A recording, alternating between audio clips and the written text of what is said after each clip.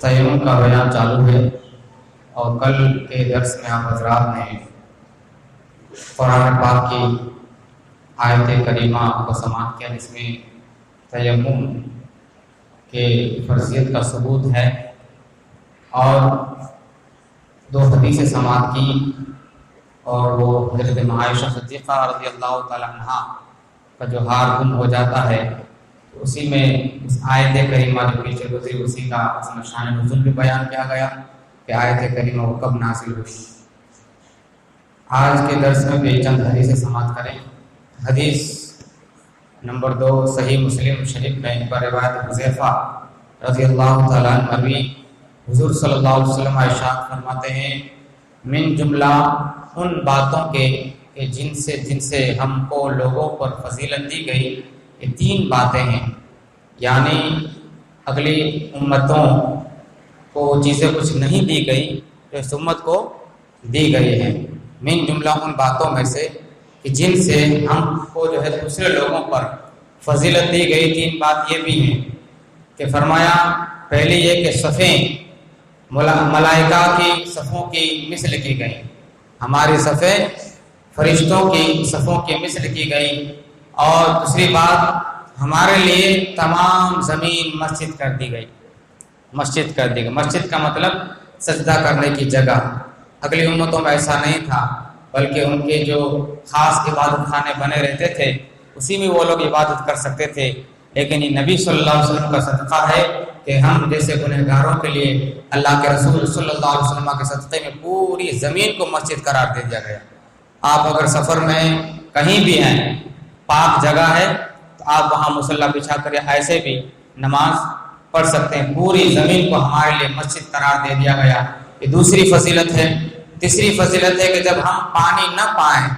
یعنی طہارت کے لیے پاکی کے لیے پانی ضروری ہوتا ہے، حضور فرماتے ہیں جب ہم پانی نہ پائیں زمین کی خاک ہمارے لیے پاک کرنے والی بن گئی ہے نا، زمین کی مٹی بھی ہمارے لیے مطہر بن گئی، یعنی پاک کرنے والی وہ زمین کی مٹی ہمارے لیے بنا دی گئی۔ یہ امت محمدی صلی اللہ علیہ وسلم کا خاصہ ہے کہ اللہ نے ہم پر فضل فرمایا۔ دوسری حدیث پاک امام احمد، ابو داؤد، ترمذی، ابو ذر رضی اللہ تعالیٰ عنہ سے راوی، حضور صلی اللہ علیہ وسلم نے فرمایا کہ پاک مٹی مسلمان کا وضو ہے۔ پاک مٹی مسلمان کا وضو ہے۔ کوئی یوں نہ سمجھے کہ مٹی ہے، مٹی صرف منہ پر مار لیا، ہاتھ کا مسح کر لیا، منہ کا مسح کر لیا، چہرے کا مسح کر لیا تو اسے کیا ہو، پاکی کیسے حاصل ہو سکتی؟ کوئی یہ گمان نہ کرے۔ حضور نے فرمایا پاک مٹی مسلمان کا وضو ہے، اگرچہ 10 برس پانی نہ ملے، 10 سال بھی پانی نہ ملے، پھر بھی حضور فرما رہے ہیں وہ مٹی ہی تمہارے لیے پانی کے قائم مقام ہے، مٹی ہی سے تم طہارت حاصل کر سکتے ہو، یعنی وضو بھی بنا سکتے ہیں۔ اگر غسل فرض ہو گیا ہے، آپ کے پاس پانی نہیں ہے، تو وہی مٹی جو اسے تیمم کر لیا جائے آپ کا غسل بھی ادا ہو جائے گا، ہے نا، وہ ہمارے لیے پانی کے قائم مقام ہے۔ اور جب پانی پائے، حضور فرماتے ہیں جب پانی پائے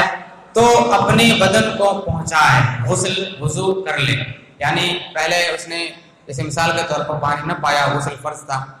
اس نے غسل کے بجائے تیمم کر لیا،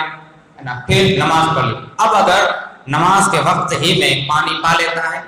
تو کیا کرے گا، وہ غسل کرے گا، وہ غسل کرنے کے بعد نماز پڑھ لے، یہ بہتر ہے اس کے لیے۔ باقی وہ نماز ہو گئی ہے نا، کیونکہ انتظار کرتا رہے، لیکن وقت گزر رہا ہے، اب معلوم ہے کہ وقت گزر ہی جائے گا، پانی مجھے وقت میں نہیں ملے گا تو تیمم کر لے، وہ تیمم کر کے وہ نماز پڑھ لے، نماز ہو جائے گی، کہ یہ اس کے لیے بہتر ہے، یعنی غسل وضو کر لے، اس کے بعد پانی ملنے کے بعد یہ اس کے لیے بہتر ہے۔ ابو داؤد دارمی نے ابو سعید خدری رضی اللہ تعالیٰ عنہ سے روایت کی، فرماتے ہیں 2 شخص سفر میں گئے، 2 آدمی سفر میں گئے، نماز کا وقت آیا ہے، ان کے ساتھ پانی نہیں تھا، پاک مٹی پر تیمم کر کے نماز پڑھ لی، دونوں نے پاک مٹی سے تیمم کیا، نماز پڑھ لی، پھر وقت کے اندر پانی مل گیا، پانی مل گیا، ان میں کا ایک صاحب نے وضو کر کے نماز کا اعادہ کر لیا، ایک آدمی نے لوٹا لی نماز، پھر فرمایا دوسرے نے اعادہ نہیں کیا، یعنی پانی ملنے کے بعد بھی وضو نہ کیا، اعادہ نہ کیا، ایک نے نماز دوہرا لی، دوسرے نے نہیں دوہرائی۔ پھر جب خدمت اقدس صلی اللہ علیہ وسلم میں حاضر ہوئے، اس کا ذکر کیا، تو جس نے اعادہ نہیں کیا تھا، جس نے نماز کو نہیں لوٹایا تھا، حضور نے فرمایا اسے کہ تو سنت کو پہنچا، تو سنت کو پہنچا، یعنی تیری سنت ادا ہو گئی، نماز ادا ہو گئی اور تیری نماز ہو گئی۔ اور جس نے وضو کر کے اعادہ کیا، جس نے نماز کو واپس لوٹایا، دہرایا، تو اس سے فرمایا تجھے دوگنا ثواب ہے، دگنا ثواب ہے۔ یعنی جو پہلے والا آدمی جس نے اعادہ نہیں کیا، اس کے لیے نماز فرضیت ساقط ہو گئی، نماز ادا ہو گئی، اور دوسرے آدمی نے جس نے تیمم کے ساتھ نماز پڑھی تھی، پھر وضو ملنے پانی ملنے پر وضو کر کے دوبارہ لوٹایا، تو حضور نے اس کے لیے دوگنا ثواب کا وعدہ فرمایا، آپ کو دوگنا ثواب ہے۔ یہاں تک آپ نے حدیثوں کو سماعت کیا۔ اب مسائل کا سلسلہ شروع۔ یہاں سب سے پہلے میں تیمم کا طریقہ بتا دوں، کیونکہ یہاں تیمم کا طریقہ ہو سکتا ہے آگے کے بیان میں آئے، لیکن ابھی سے آپ تیمم کا طریقہ سن لیں تاکہ آپ کو کھلجان نہ رہے کہ تیمم ہے کیا۔ کچھ لوگوں کے ہو سکتا ہے نہ سنا ہو، یا پھر سنا ہو تو ذہن سے نکل گیا ہو، اس لیے میں بتا دیتا ہوں۔ سب سے پہلے اس میں یہ بات ضروری ہے کہ تیمم کے اندر 3 چیزیں فرض ہیں، صرف 3 چیزیں فرض ہیں۔ وضو میں کیا ہے؟ 4 چیزیں، اور تیمم میں صرف 3 چیزیں فرض ہیں۔ پہلی ہے کہ نیت کرنا، اس میں نیت فرض ہے، اور دوسری بات یہ کہ چہرے کا مسح کرنا، چہرہ مسح کرنا، دھونے کی بات نہیں ہے، مٹی سے کوئی دھویا نہیں جاتا ہے، چہرے کا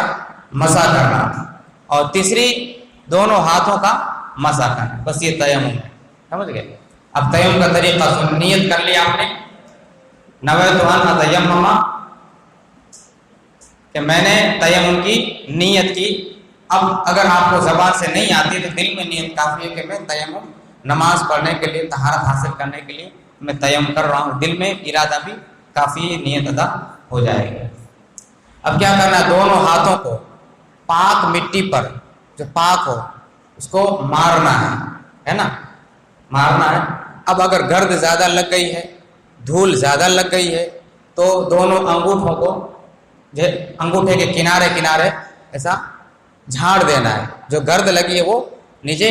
گر جائے، یہ ہوگا، یہ بہتر ہے جھاڑ لینا، لیکن اگر نہیں جھاڑا تبھی کوئی بات نہیں۔ تو اگر آپ نے ایک ہاتھ مارا،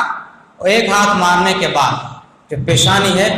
اور پیشانی پر بال اگنے کی جگہ ہے، وہاں پر آپ اپنے ہاتھوں کو رکھیں، ہاتھوں کو اس طرح رکھ دیں،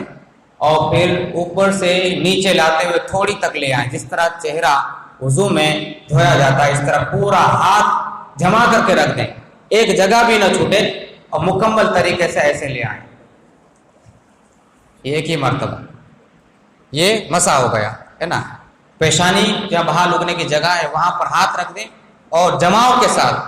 کہیں پر جگہ نہ چھوٹے، اس طرح آپ نیچے تک لے آئیں، یہ ہو گیا چہرے کا مسح۔ پھر دوسری مرتبہ ہاتھ مارنا ہے زمین پر،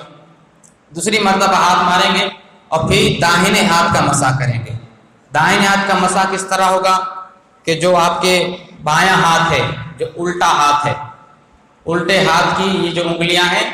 3 انگلیاں، جو 4 انگلیاں ہیں، اس کو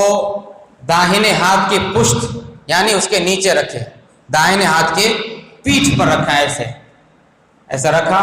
انگلی کا جہاں، بڑی انگلی کا جہاں پورا ہے وہاں انگلی سے شروع کیا جائے گا، داہنے ہاتھ کی انگلی سے، انگلی کے نیچے، پشت کے نیچے جو ہے اپنا الٹا ہاتھ، بایاں ہاتھ رکھا جائے، اور کوہنیوں کی طرف لے آیا جائے، کوہنیوں کی طرف ایسے۔ اب اوپر کا حصہ بچا، اوپر جو داہنا ہاتھ ہے اس کا پیٹ ہے، اب پیٹ پر کیا کرنا؟ ہتھیلی رکھ دینی ہے، ہتھیلی رکھ کر کے آپ کو انگلیوں کی طرف لے جانا ہے ہاتھ کو، اس طرح ایک ذرہ برابر جگہ نہ چھوٹے،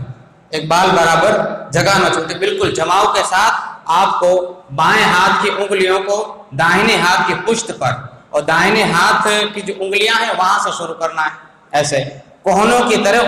کی طرف لے جانا ہے، اور پھر جو بائیں ہاتھ کی ہتھیلی ہے یہ داہنے ہاتھ کے پیٹ پر رکھ کر کے آگے لے آنا ہے، ایسے۔ یہ ہو گیا داہنے ہاتھ کا مسح۔ پھر بائیں ہاتھ کا مسح بھی اسی طرح کیا جائے گا، یعنی داہنا ہاتھ بائیں ہاتھ کی پشت پر رکھ کر کے کوہنیوں کی طرف لے جایا جائے، اور پھر بائیں ہاتھ کی ہتھیلی کو दाहिने हाथ की हथेली को बाएं हाथ के पेट पर रख करके उंगलियों की तरफ ले जाया जाए, ये दोनों हाथों का मसा भी हो गया। ये होता है तयम्मुम। इतनी बात याद रखें, तयम्मुम में 3 चीजें फर्ज हैं, नियत करना, चेहरे का मसा करना और दोनों हाथों का मसा करना, ये हो गया तयम्मुम। तयम्मुम किससे जायज है किससे नहीं, यानी किस चीज से तयम्मुम किया जाएगा वो आने वाले हर दर्स में बताया जाएगा। मिट्टी है, पत्थर है ना, वो चीज जो आग में डालने से न तो पिघलती हो, न तो राख होती हो, न तो नरम होती हो, उस चीज से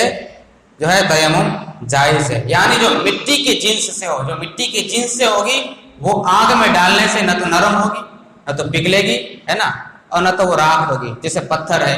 ऐसे ही अकीक है जो अंगूठी में पहना जाता है ना, या कोई भी पत्थर होना चाहिए, क्योंकि वो चीजें भी जमीन ही से बनी हुई। सुरमा है, इस चीज को भी डालने से, आग में डालने से वो चीजें नरम नहीं होगी, न तो वो राख होगी। तो जो चीज, ये कायदा है कि जो चीज आग में डालने से न तो नरम होती है, न तो पिघलती है, न तो राख होती है, वो मिट्टी ही की जिनसे होती है, लिहाजा उससे तयम्मुम जायज है। जैसे चूना है ना, उससे भी तयम्मुम जायज है। अब मसाइल सुने। जिसका वुजू न हो या नहाने की जरूरत हो और पानी पर कुदरत न रखता हो तो वुजू और गुस्ल की जगह तयम्मुम करे। पानी पर कुदरत न होने की चंद सूरतें हैं, यानी पानी पर कादिर नहीं है, उसकी सूरतें चंद है। पहली सूरत, ऐसी बीमारी के वुजू या गुस्ल से उसके ज्यादा होने या देर में अच्छा होने का सही अंदेशा हो, हाँ यूं के उसने खुद आजमाया हो कि जब वुजू या गुस्ल करता है तो बीमारी बढ़ती है, या यूं कि किसी मुसलमान अच्छे लायक हकीम ने जो जाहिरन फासिक ना हो कह दिया हो कि पानी नुकसान करेगा तो तयम्मुम करे। यानी बीमारी इतनी है कि अगर पानी इस्तेमाल करते, पानी है आपके पास मौजूद है, लेकिन अगर आप पानी इस्तेमाल करते हैं तो बीमारी बढ़ जाएगी, या मौत का खतरा है, मौत का अंदेशा है, या बीमारी बढ़ने का अंदेशा है। और अंदेशा किस तरह होगा तो उसका भी तरीका बता दिया कि उसने खुद आजमा लिया हो कि जब पानी इस्तेमाल करता है तो उसकी बीमारी बढ़ जाती है, ज्यादा हो जाती है, तो तयम्मुम कर लेंगे। या फिर दूसरा तरीका ये कि अच्छे डॉक्टर, अच्छा हकीम जो मुसलमान हो, फासिक ना हो, वो लायक हो, फाइक हो, उसने कह दिया हो कि आप जो है पानी इस्तेमाल करेंगे तो आपके लिए नुकसानदेह है, लिहाजा आप तयम्मुम करें, तो उसके लिए तयम्मुम जायज हो जाएगा। मसला नंबर 2, महज ख्याल ही यानी गुमान के बीमारी बढ़ने का हो, सिर्फ ख्याल हो बीमारी बढ़ने का, तो तयम्मुम जायज नहीं है। यूं ही काफिर या फासिक या मामूली तबीब के कहने का एतबार नहीं। मामूली डॉक्टर है या फासिक है या काफिर है, ऐसा डॉक्टर ने अगर कह दिया हो कि आपको पानी जो है इस्तेमाल करना नुकसानदेह है, तो उसके कहने का एतबार नहीं किया जाएगा। बस यहाँ तक में 2 मसले आपने समाप्त कर लिए, कुछ हदीसें समाप्त कर लिए, वक्त तमाम हो चुका है। इंशाअल्लाह ताला कल के दर्स में कुछ मसाइल अर्ज़ करूँगा। फातिहा।